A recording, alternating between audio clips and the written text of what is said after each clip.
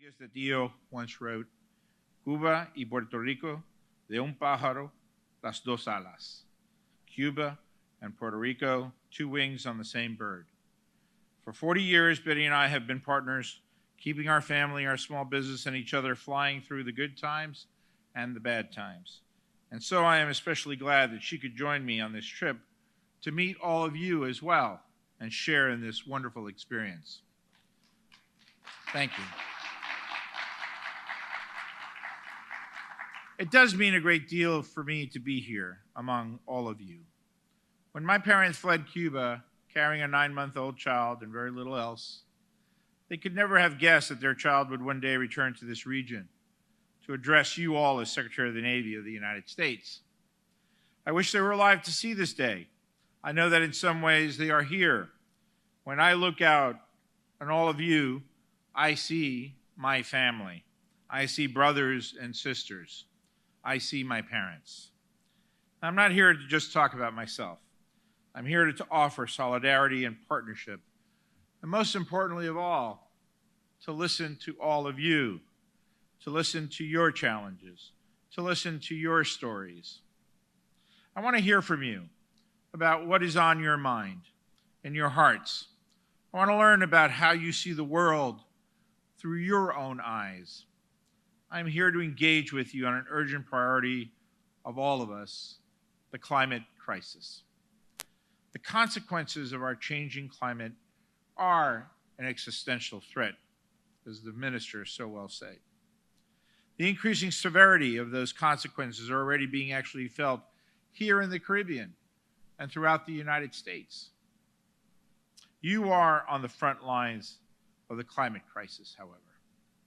I commend the Bahamas for its leadership as current chair of the Caribbean community, a vital U.S. partner and a vital regional multilateral voice on so many issues, including climate change.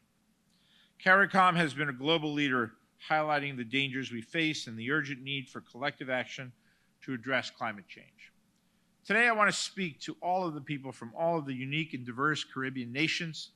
After all, climate change does not respect borders or multilateral groupings. Hurricanes do not care what passport you carry, whether Bahamian, Jamaican, or American. Islands around the world, including those that are part of the United States, such as Hawaii and Puerto Rico and the U.S. Virgin Islands, share similar climate challenges. We know that you have been through devastating hurricanes just this past decade. Joaquin in 2015, Matthew in 2016, Irma and Maria in 2017, and Dorian in 2019. And those are just the major named hurricanes. We know that many other storms, minor storms that bring much more rainfall than they did in the past, are now also more frequent, causing landslides and flooding that take a devastating human and economic toll, never giving you a chance to fully recover, to come up for air before the next storm threatens once again. We understand that you are seeing sea level rise, coastal flooding, saltwater intrusion, and more extreme temperatures. You are seeing these effects, and they are severely impacting not just the environment, but people's daily lives and livelihoods, especially in the critical tourist industry. We know that the brave people of the Caribbean have been knocked down time and time again, not only by the effects of climate change, but by COVID as well, and the resulting economic crisis that comes from it. You've been knocked down, and each time you have gotten yourselves back up. Each time you have endured, you have persisted, you have picked up the pieces and begun to rebuild your lives, and we want to be there for you to help continue to do that. The people of the Caribbean are as resilient, as determined as they come. Your ancestors, my ancestors, set an example that we cannot help but try to emulate. The lyrics of the CARICOM anthem say it so beautifully.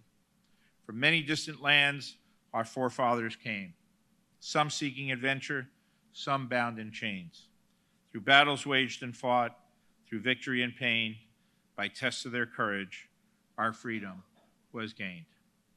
Today, we as a humanity face a different battle, however, which will require current generation's commitment, as well as courage, the existential threat of climate change. And the United States stands by you, with you in combating this threat. That is why last June, Vice President Harris announced PAC 2030, the U.S.-Caribbean partnership to address the climate change. Two main strategic goals of PAC 2030 are to strengthen energy security and to promote climate adaptation and resilience.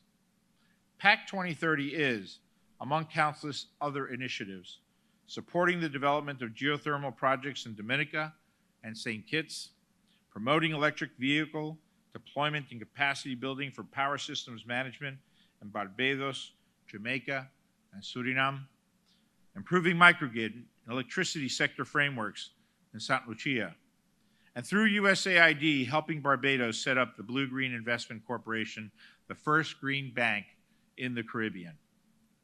Special Presidential Envoy for Climate, John Kerry, was here in Nassau just 2 weeks ago. I'm encouraged by the leadership of the government of the Bahamas and fully support collective efforts for CARICOM to play a strong role in addressing climate here in this region and in raising global ambitions. I will see Special Presidential Envoy for Climate Kerry in just a few hours at an islands-focused event at our Oceans Conference in Panama. And we'll let him know that this morning here amongst friends, I echoed his message that we are all in this together, including the Department of Defense and the Department of the Navy. As the Secretary of the Navy, I can tell you that I have made climate one of my top priorities since the first day that I came into office 18 months ago. The U.S. Navy and Marine Corps team has been working on climate and energy security for a long time, and we are accelerating and broadening those efforts. And we want to share those lessons with you here in the Bahamas and throughout all of the Caribbean. And we know that urgency is in order. Time is not on our side. We are in the critical decade to make meaningful progress so that we can avoid the worst climate scenarios. We must act now. We view the climate crisis much the same way as damage control efforts on a stricken ship. This is an all-hands-on-deck moment. Fortunately, we have momentum and a strong foundation to build upon. We have a plan. The U.S. Navy Marine Corps team released Climate Action 2030, a broad, multi-pronged approach to limiting our own emissions. Our plan commits us to improving the efficiency of our ships so we use fewer fossil fuels. It commits us to electrifying our vehicles. It commits us to greatly reducing the energy that we consume on our installations. In fact, we already have one base that is net zero energy, meaning that it produces as much energy as it consumes, saving hundreds of thousands of dollars each month in utility costs. These are the lessons that we want to share with you. We have backed our targets with investments, weaving in resilient investments in energy, infrastructure, water resilience, and nature-based solutions. Our approach yields results. We have renewable energy at bases all over the world, as well as at 18 reliable and resilient microgrids. We continue to aggressively transition to renewable energy with a pipeline of projects, including a 42-megawatt installation in our island state of Hawaii at our facilities at Pearl Harbor. We are upgrading water and electrical infrastructure right here in the Bahamas at our Atlantic Undersea Test and Evaluation Center, AUTEC. We are bringing on more renewables, which means fewer fossil fuels and lower emissions. Over the last decade, we have added more than 1 gigawatt of renewable energy to the grid. And we are harnessing the power of nature to draw carbon out of the air and to build coastal resilience for our bases and our neighboring communities. We are funding efforts to help restore coral reefs and are eager to pursue further efforts on coral reef research, regrowth, and even creation. Finally, Climate Action 2030 makes explicit what we already know, that no one can fight climate change alone. The plan calls for partnerships. We want to share and trade information, resources, and expertise with government and NGOs around the world. Everywhere from Vietnam to Ghana to right here in the Caribbean, we are collaborating on projects enabling best practices to cross-pollinate. And I told the university president earlier today that as we stand up our Naval Innovation Center at Monterey, California, that we are going to build a partnership between the Navy Postgraduate School at Monterey and the University of the Bahamas.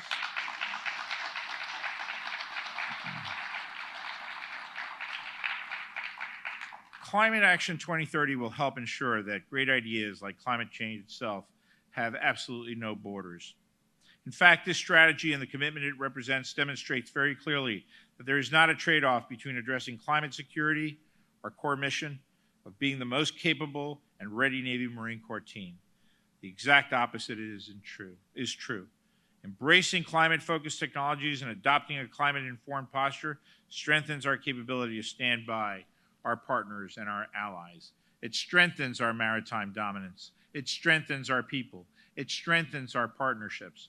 Renewable energy generation and microgrids make our facilities more resilient in the face of natural disasters and other power disruptions. Energy efficiency saves money, leaving us more resources to strengthen our fleet and deepen our partnerships. A climate-focused commitment empowers us to adopt more advanced technology, enabling a virtuous cycle of energy efficiency, cost savings, maritime dominance, and climate security. This virtuous cycle has already begun. Hybrid propulsion systems for our ships, for instance, give them greater ranges between refuelings, allowing them to spend more time on their missions. We've learned many lessons already from the cruise lines, from those industries, many cruise line ships that come here to this beautiful port. That these systems reduce emissions is an enormous bonus. Similarly, pre-positioned, forward-deployed renewable energy sources dramatically increase the range of unmanned assets that monitor threats at sea. Put simply, the technologies built to combat the climate crisis are an asset to the operational capabilities of the United States Marine Corps team and to the very national security of the Bahamas. The Navy Marine Corps team is also working as part of a broad U.S. government coalition to address climate change at home and here in the Caribbean. We recognize that the resilience of our friends and neighbors in this region is of critical importance to our own security, and like I have said, and like I will continue to say, we want to help. That's why key elements of our involvement in the Caribbean are training exercises, as well as medical and engineering expert exchanges to empower strong and collaborative regional responses to emergencies. Our public health professionals are working with nations such as Haiti, the Dominican Republic, and Jamaica to build greater resilience and local capabilities to prevent, identify, and safely respond to vector-borne diseases, which are becoming less predictable and more prevalent as the climate continues to change. And Jamaica Defense Force Health Services personnel will be participating in an upcoming field exercise with our public health professionals to train participating nations to build their capacity to respond to disease outbreaks. The USNS Comfort, for 1,000-bed medical ship, is a common sight here in the Caribbean, and it plays a vital role in the wake of climate-charged disasters. In its latest iteration of Operation Continuing Promise, the ship's crew treated 13,000 patients, participated in more than 25 subject matter expert exchanges, and conducted 5 humanitarian assistance and disaster relief workshops across 5 Caribbean nations. And moving forward, as we build more of our new expeditionary medical ships, we will make them available and more accessible to you thanks to their shallow drafts.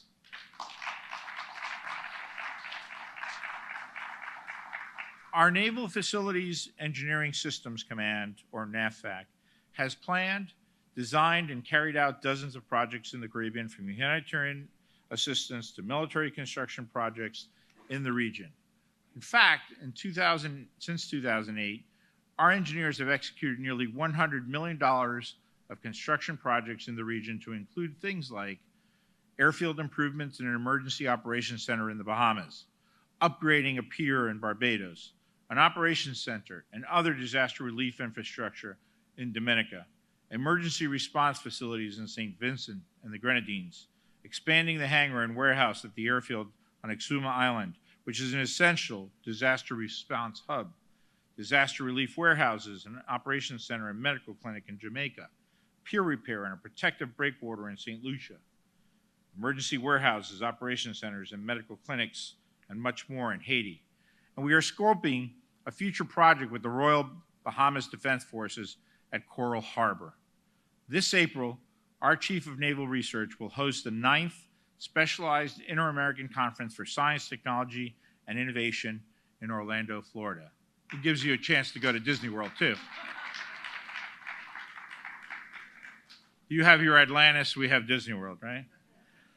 The conference will focus on using science and technology to address climate change and marine pollution, renewal and hybrid energies applied to the naval field, and integrating unmanned systems.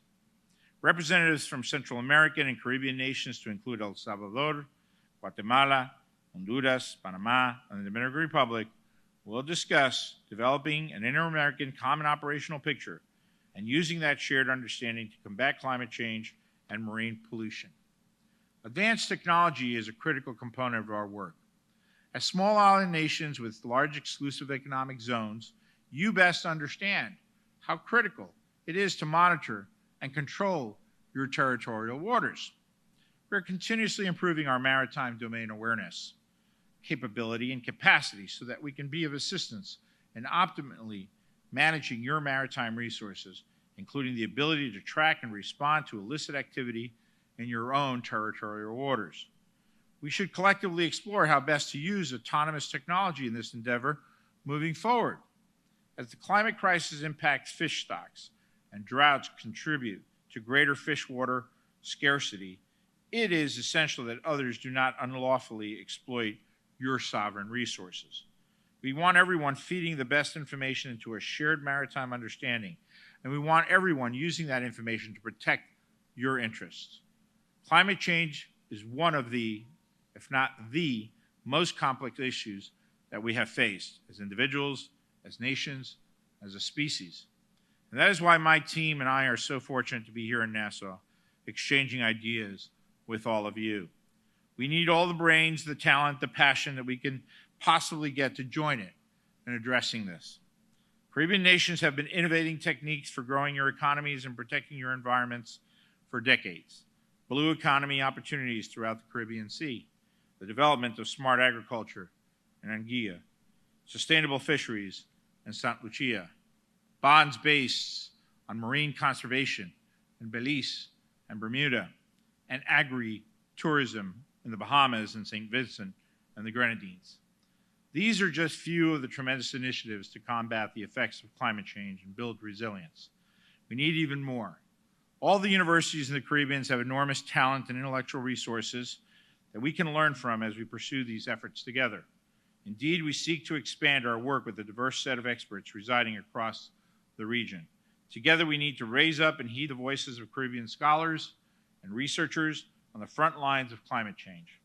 That is one reason I'm very encouraged by the October 2022 Memorandum of Understanding for Cooperation and Exchange between the University of Hawaii and the University of the Bahamas.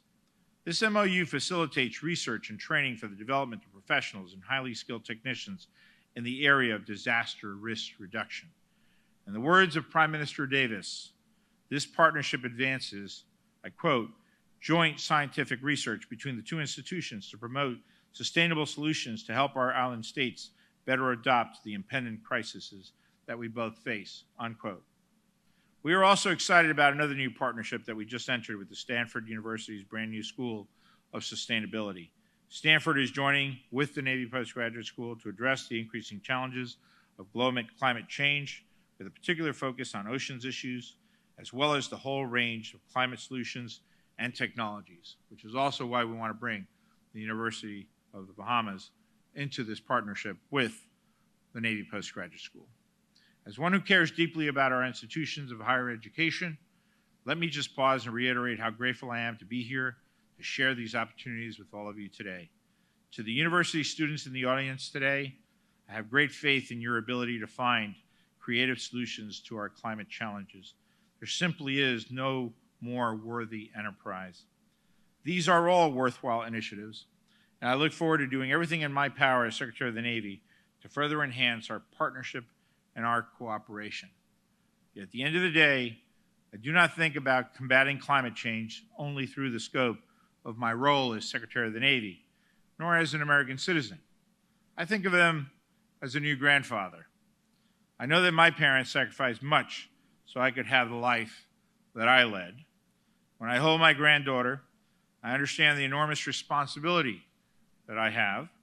I must make sacrifices for her, just as my parents and ancestors sacrificed for me. I must work relentlessly to ensure the world we leave my granddaughter and your grandchildren is one of the infinite possibilities, flourishing life, enduring hope in the future for mankind. I want you to know, I know I've gone through a long list of the things that we've done, but I often say as secretary that talk is cheap. Action matters. The more work that we continue to do together, the bigger difference that we will all make collectively. So I want you to know in closing that we stand with you in working tirelessly towards making that world a reality. We fight alongside you to protect your people, your land, your way of life. We understand that you are fighting for your very existence, as the minister said earlier. I hope you understand that you have a partner in us, the United States. Today, as people united, determined and steadfast we stand, we look to a brand new horizon, the future now firmly in our hands. It is a privilege to be on this journey together with you. We will prevail. I'm an eternal optimist. Thank you for your time, for your attention, and your efforts to make your home and our world a better place. May God bless each and every one of you. And I now look forward to your questions.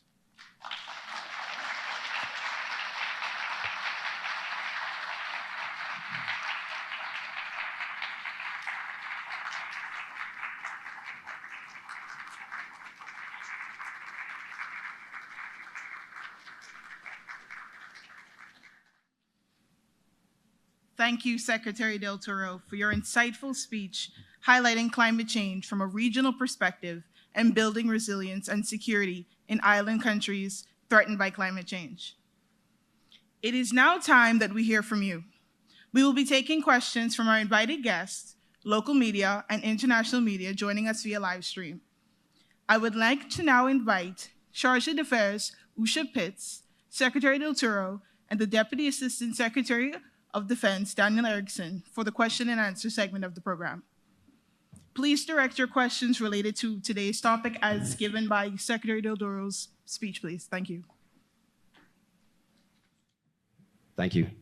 How involved has the Navy been in integrating with conservation activities with the Bahamas National Trust or other conservation partners in the country? And or how willing or ready are you to share information that you have collected about the marine environment in that area over the past decades that you've been present there?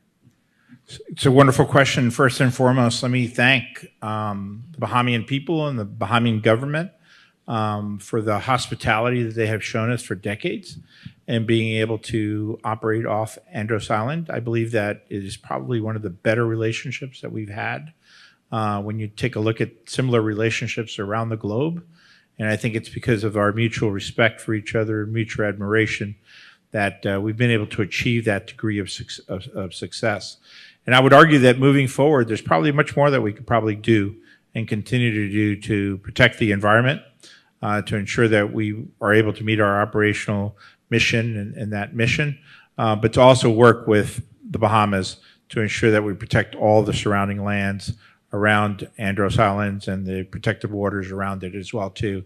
And there's much that we're doing in our Office of Naval Research, for example, and trying to better understand the environment that we operate, the oceans, and to be able to protect the life that lives in the oceans, the mammals, the fish, the migratory fish patterns. And we're putting a lot of attention into the Department of the Navy to be able to successfully perform our mission while also having deep, deep respect for the oceans and the creatures that live in the oceans. Thank you so much. So we will take another question from the audience. Yes, the individual. Hey, I'm Enzo. I'm from St. Andrews International School. And I wanted to ask you if there's something that we as students and schools can do to help you. And if there is, are you guys doing something to spread that message to everyone, not just in the Bahamas, but all the islands you've been saying to us? Wonderful question. Thank you. And thank you for your commitment to this university, to your commitment to studying climate. You know, we really need a whole new generation of individuals like yourself who are intelligent, who are passionate, who who care about our environment, to dig in deep into all the different academic areas that involve climate change. Right? And there's many different subject matters that one can pursue in studying climate and trying to make a difference. Right? Equally important as you continue to advance in your own studies is to try to come up with something that truly you're passionate about and being able to specialize in that one area as you start to take master's degrees and doctorate degrees and things of that nature that can then help us in both the U.S. government and the Bahamian government to address the very specific problem sets that we face across climate in general, right? And how to mitigate the negative impacts of climate, whether it be just decarbonization, whether it be coming up with new models to build zero net energy bases, for example, or developments. So my advice to you is continue to be passionate about what you're studying. Dedicate yourself, study hard, stay away from the parties. Study hard, get good grades, and become that subject matter expert that everybody looks to and says, wow, that person really just transformed how we think about this one problem set. Dan, do you have any thoughts on that in general? Or? Well, just on one piece of the question of how to share this message more broadly, we did make sure to, before coming down to the Bahamas, to engage with a range of different Caribbean ambassadors based in Washington that are members of the Caribbean community, so that they would be tracking the speech and be able to share the live stream across the government, and ideally that could happen across the universities and student bodies as well. Thank you so much. So we will take one last question from the audience. The gentleman in the front row, yes, sir. Firstly, allow me to say just as a citizen of the Bahamas, that it's really a wonderful thing. Really appreciate it. I offer a comment, not so much a question. Offer a comment as opposed to a question. Last week, heads of governments throughout the region met him. And the issues in Haiti obviously centered very heavily on that. We are grateful for the support that Canada has demonstrated that particular cause. We note with great interest the fact that the Secretary mentioned Haiti multiple times in his remarks. I won't ask for any specifics on those things. I just simply go on record as saying the issues in Haiti are very significant for our region. And so to the extent that the Department of Defense or the Department of the Navy think about these things, we invite you to please keep Haiti in your consciousness. Thank you.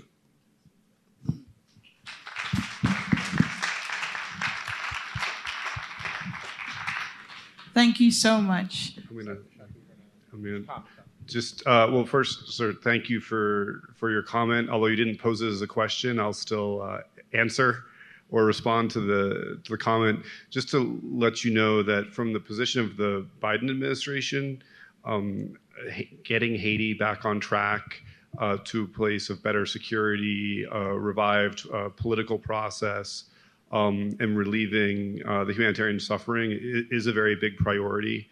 It's something that we're continually focused on. The way that we approach Haiti, it's really our civilian agencies in the lead. So it leans very heavily on the State Department, the U.S. Agency of International Development, and others. Although there have been actions taken as well by Treasury Department to sanction bad actors in Haiti, particularly those that may be involved in corruption or somehow fueling the gang violence. And DoD is very committed to being a part of this process in a support role. We do provide some assistance to Haiti to help with the Haitian Coast Guard. The Secretary mentioned the visit of the U.S. Navy hospital ship Comfort, which took place in Haiti earlier this year as well. So it is a big priority for this administration, and we understand how important the issue is here in the Bahamas and across the Caribbean. And since that was not a question, we'll take maybe one more. The individual on this end, yes? Good morning. Lloyd Allen, ZNS News. So, Secretary Del Toro, you stressed during your presentation the importance of partnership moving forward. And as illustrated earlier, Haiti is a very big issue in this region. Share with us, if you can, though, in regards to, you spoke about autonomous use of navigating waters. So share with us what you can in terms of trends of vessels coming out of that region, as well as what are your forces doing when engaging them in terms of the human-to-human contact, what sort of assistance is offered to those persons. Obviously, they're fleeing Haiti for obvious reasons. Share with us what's happening on the ground. Well, I think the use of autonomous technology presents a transformational advantage for all nations. It provides a far greater return on investment.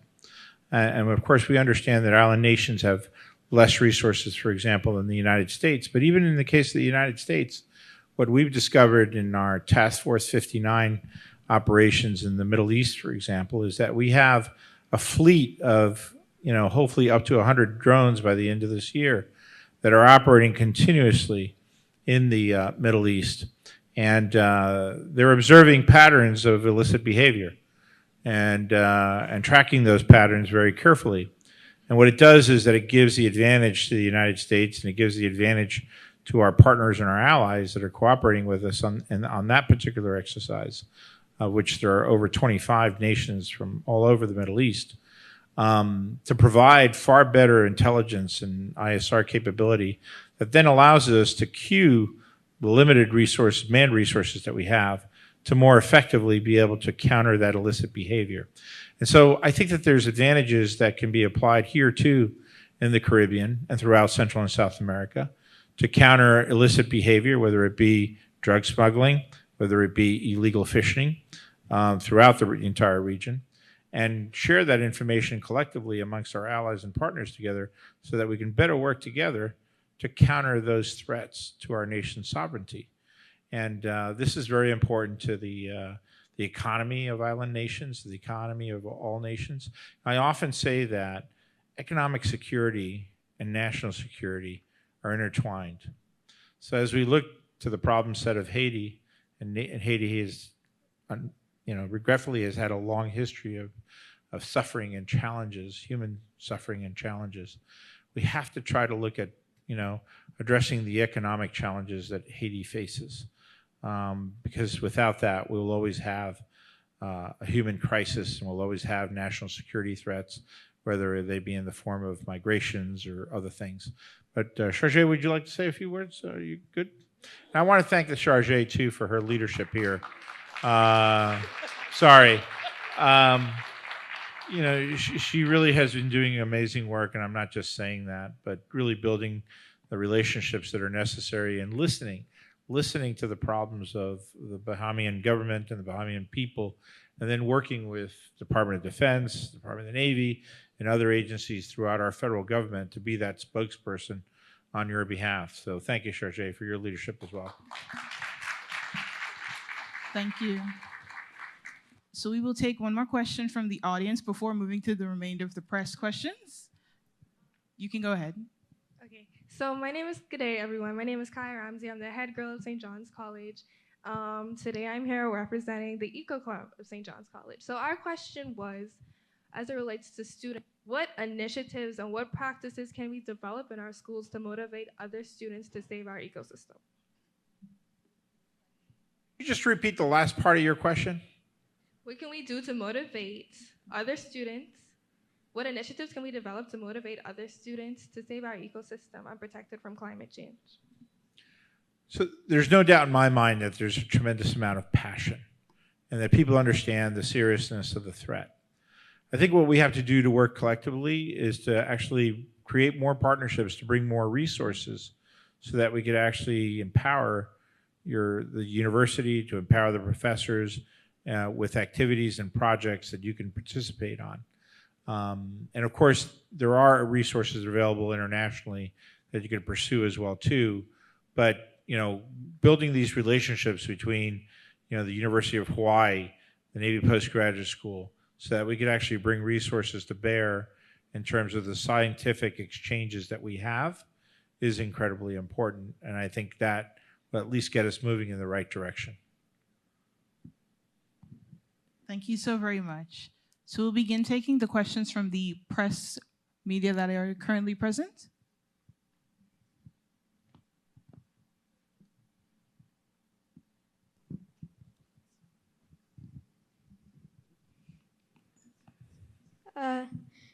Hello, I'm Thomas Biard from Lifer Key International School. Secretary, I have a question for you. What is your opinion of the United States, both financially and technologically, assisting island nations in the Caribbean, such as the Bahamas, develop technologies like nuclear power to help combat the causes of climate change in our region? I think it's a wonderful question and demonstrates your passion and your intellect and understanding of the situation very much. And it's incumbent upon the United States to the federal government, but also many private sector companies and non-for-profit organizations and NGOs, for example, just like the Islands Nations 2030 group that's actually working with the government to transport technology to island nations that we perhaps have already developed through our Office of Naval Research that has, a dashboard that we've developed basically for countries to be able to use to understand the different components that contribute to the climate crisis, and for senior leadership to use that data and those metrics to be able to make more intelligent, informed decisions on how to invest the limited resources that they have. That's what we have to continue to try to do, is work collaboratively on those types of projects, bring in more students, younger students who understand these problem sets sometimes better than us more experienced people. That means older people. And so that's my hope and aspiration for us moving forward. Thank you. Then I request that the U.S. Navy and the government in general send research opportunities to the students in the Bahamas to research these technologies to assist us. That would be very beneficial to me and my fellow students. This young...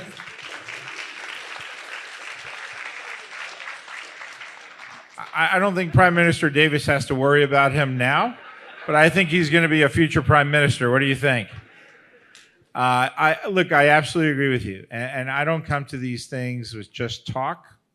I come with actions. And so when I committed that the Navy Postgraduate School will actually reach out to the University of the Bahamas and begin to have those types of exchanges, it'll take a little bit to get it going and figure out what the right process will be and the right engagement.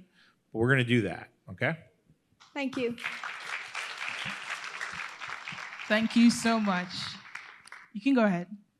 Good morning, Joshua Williams from R News. You started to answer my question, but are you able to provide any additional details on the partnership you mentioned with the institution in California and the University of the Bahamas?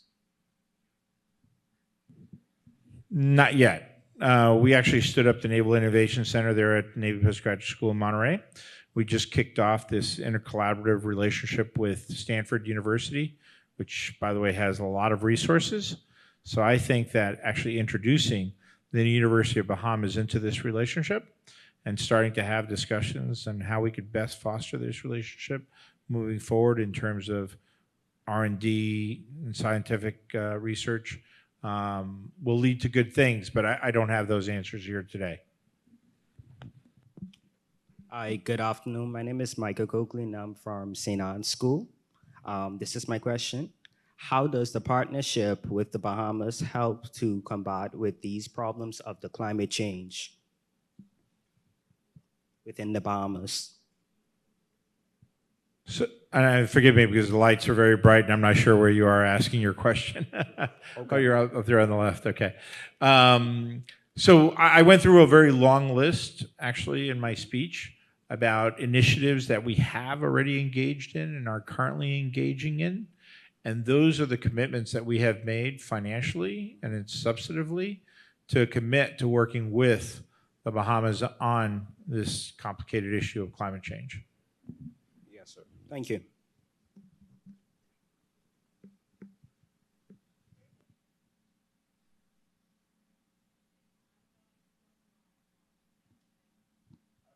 I'm sorry, if you could use your microphone. There's a button right in the middle on the handle. Sorry about that. Thank you. So good day. I'm Donna Steele, the deputy head girl from Put it up to your St. mouth. School, and I'm here on behalf of the school's eco club. And my question to you is: if you have 900,000 people under your command, and only one of your bases are at net zero energy, how many other bases are you planning on getting to net zero, and what is your time frame for this mission? Thank you. Right. So, well, I always have an action for bias, so I want to do things as quickly as possible. But things do take resources, and you have to plan them out very effectively. So our first base was actually a Marine Corps base out in Atlanta, in Georgia, in Albany, Georgia. And we were very successful with that. The second base that we've actually been focused on very aggressively is in Miramar out in California. It's a Marine Corps air station, actually. And we've actually been able to run some very successful experiments where we've actually, again, sent energy back into the community. And we ran an exercise basically where we shut off all external energy to the base. And we were able to actually sustain the base for a period of 2 weeks, which was extraordinary. And there's going to be more and more of that coming.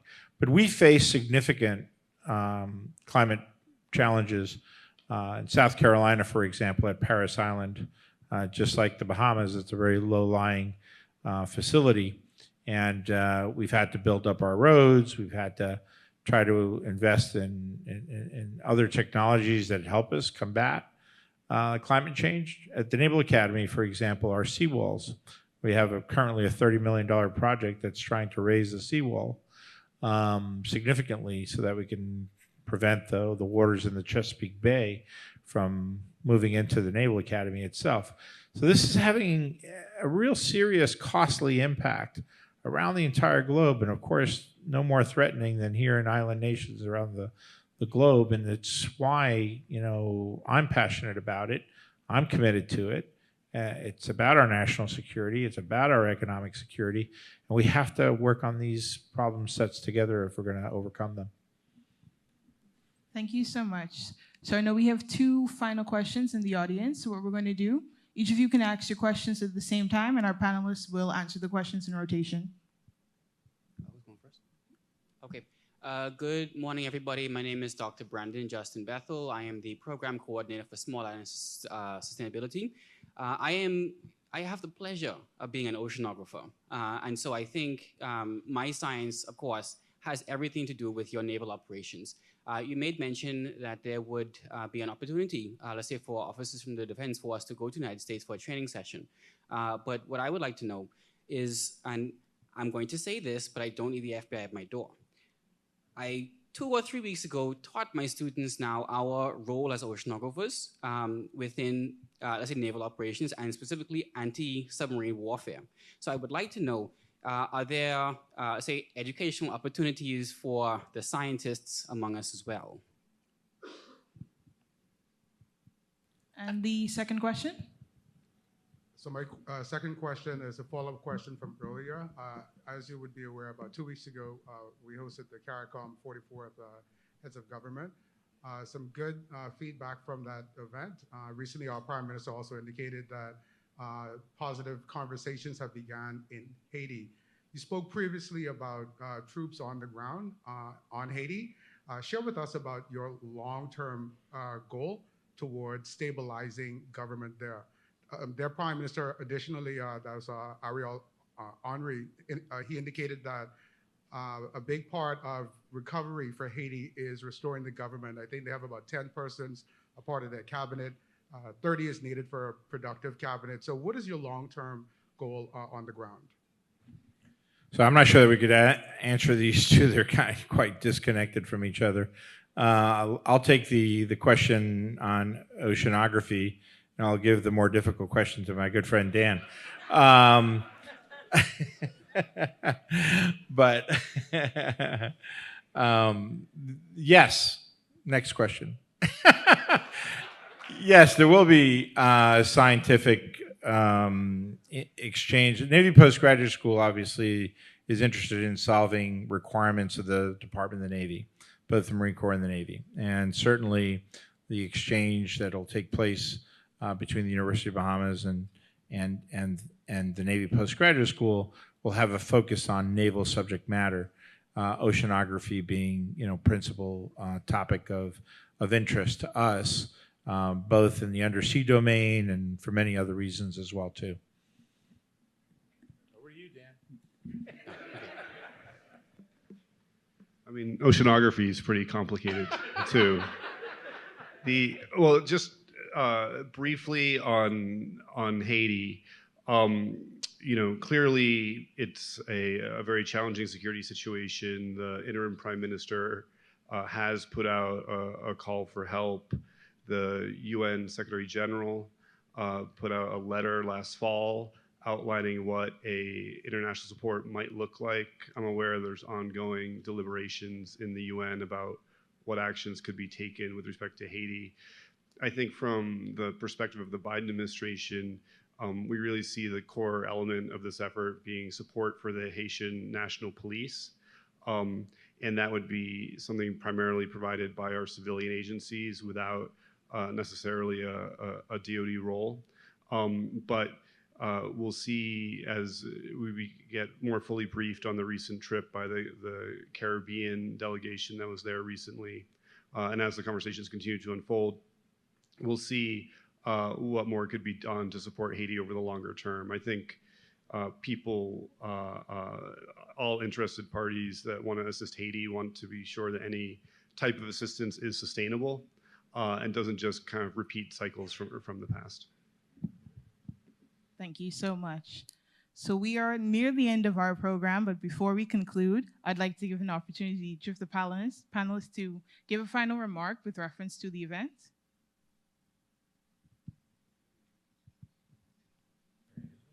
Okay, yeah. I know none of you know why I'm up here today. I'm kind of a backup singer in case the secretary needs me. But I'm Usha Pitts, and I live in the Bahamas. I'm the head of the U.S. Embassy here. So in case any of you had any specific policy questions, that's why I'm here. And shout out to St. Andrews. So hi, guys. Right. Final comments? I think the only sort of substantive thing I would throw in there is to the gentleman who talked about Andros. Andros is the biggest island in the Bahamas, and has so much potential in terms of cooperation and nature and resources. It's really a very unique kind of place, and the fact that we have a Navy base there is a tiny part of it. I think having visited the island a few times, I think really where the cooperation, the potential is through BAMSI. So I'm a huge fan of BAMSI, the Bahamas Agricultural Marine Science Institute. It's been there a long time. It has a good history. It has had relationships with U.S. institutions in the past. So we want to build on those. And you see that BAMSI has really been ramping up its activities recently and becoming very active on the island. So I think, per your question on that, I think that's really where the potential for U.S. cooperation, we already cooperate and we have educational MOUs with BAMSI, but I think that's where most of the potential is for U.S. Bahamian cooperation. So that's all I would add. Thank you. Just in closing, thank you. Thank you for inviting me. Thank you for allowing me to listen to your interests, your problem sets, and to try to be able to come up with solutions with all of us sort of working together. It's a great privilege for me and my staff and the entire United States Navy to be here. And thank you, Commodore, for the continued collaboration and cooperation that we've had between your Navy and our Navy, and my pledge is to continue that in every possible way.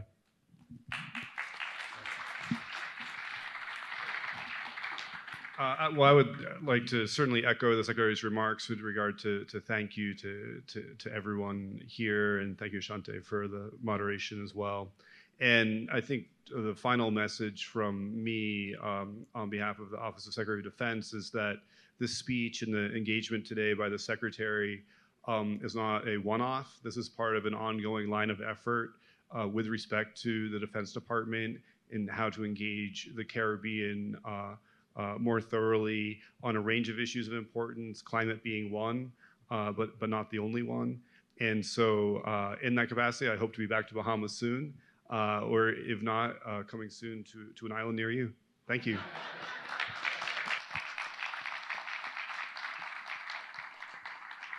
Thank you so much, Charge d'Affaires Ushapitz, Secretary Del Toro, and Daz D. Erickson. Thank you so much for taking time out of your busy schedules to be with us today. With protocol having already been established, I'd like to thank everyone for sharing in this event with us, and I do hope that you enjoy the rest of your day.